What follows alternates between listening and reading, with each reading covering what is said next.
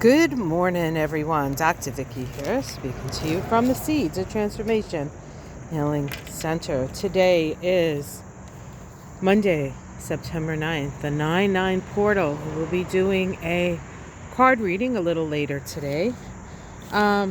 Today we have the moon start the day in Scorpio before it shifts into Sag at 1:27 p.m. here on the East Coast of the U.S. The moon in Scorpio is a deeply feeling, sensitive, and penetrating moon that is not afraid to confront what needs to be confronted.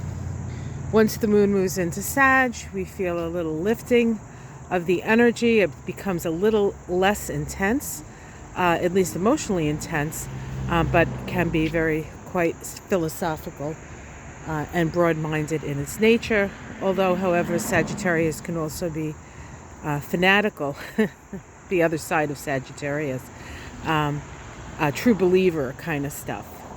Now, we had, while you were sleeping, while I was sleeping for sure, we had Mercury make an inconjunct to Pluto.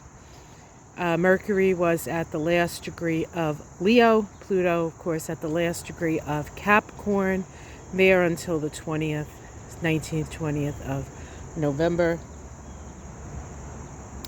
And inconjuncts require adjustments. And an inconjunct to Mercury is an adjustment in the way we think about something. Now, this is part of a Yod configuration.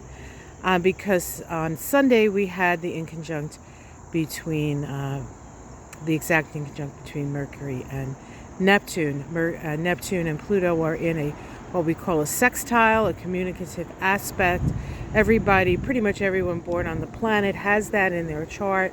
Just depends on when you were born as to what signs it's in. But it is a discussion, it is an opening, it is sort of an opening salvo of our spiritual awakening. That's been going on for a long, long time. Of course, the more obvious spiritual awakening are happening now. But Mercury becomes the head of a Yod. And the thing with the inconjuncts to these transpersonal planets is we do feel the pressure to think in a more expanded collective way. Less personal, more service-oriented. And so we're all kind of, in a way, struggling or perhaps not struggling on how best to move forward and what we can do to help. Because the other thing that happened to Mercury is Mercury then moved into Virgo. And Virgo is all about service. Virgo is all about doing your best. And so we're wondering how we can best utilize our mind for the benefit of the whole, perhaps. The moon, the moon makes an opposition to Uranus while still in Scorpio, and then a trine to Neptune, and then a sextile to Pluto, all while still in Scorpio, and then it moves along into Sag. Now, I want to just say a little bit about Mercury. Mercury is direct. It's in Virgo again. The last time it was in Virgo was July 25th to August 13th. So that period, part of that time, it was retrograde from August 5th to the 13th. And then it will be out of its shadow of retrograde. It is moving forward, but it is still within its shadow. And it will move out of its shadow on the 12th.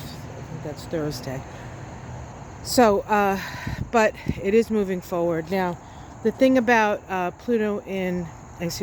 Mercury in Virgo is that it is more of a detail-oriented Mercury.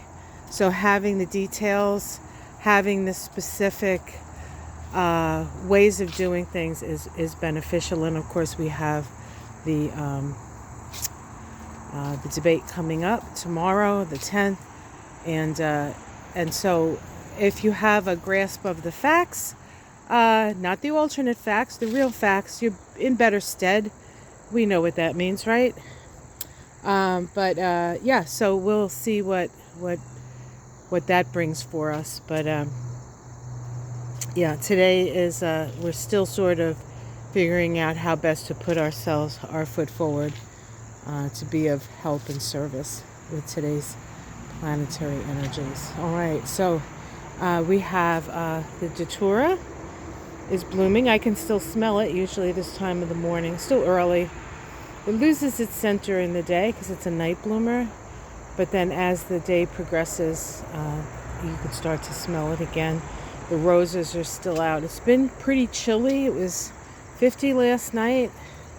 And but these roses are pretty hardy. They can stand that. That's what's going on here.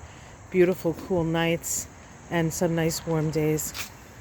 All right, guys, have yourself a great day. Like and subscribe if you're interested in a more detailed view of this week's astrology. You can check out the astrology of the week ahead. I think I'll put a link down below in case you can't find it. And Ona and I did a Mystic Sisters Live on her channel on Saturday. You can check that out on her channel, Ona's Tarot. And we'll be doing another one this Saturday on my channel, Victoria Skirbo. So if you want to join us, you can check that out. We talked a little bit about the debate as to whether it was going to be or not. It looks like it's going to be, but until you're there, you don't know.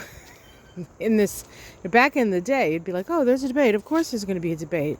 Now it's like a bit of a perhaps until we're there kind of energy. But we know why that is true. And for those of you who pointed out that Japanese knotweed is an invasive species, I know. We have been working with it for 20 years since we've been here.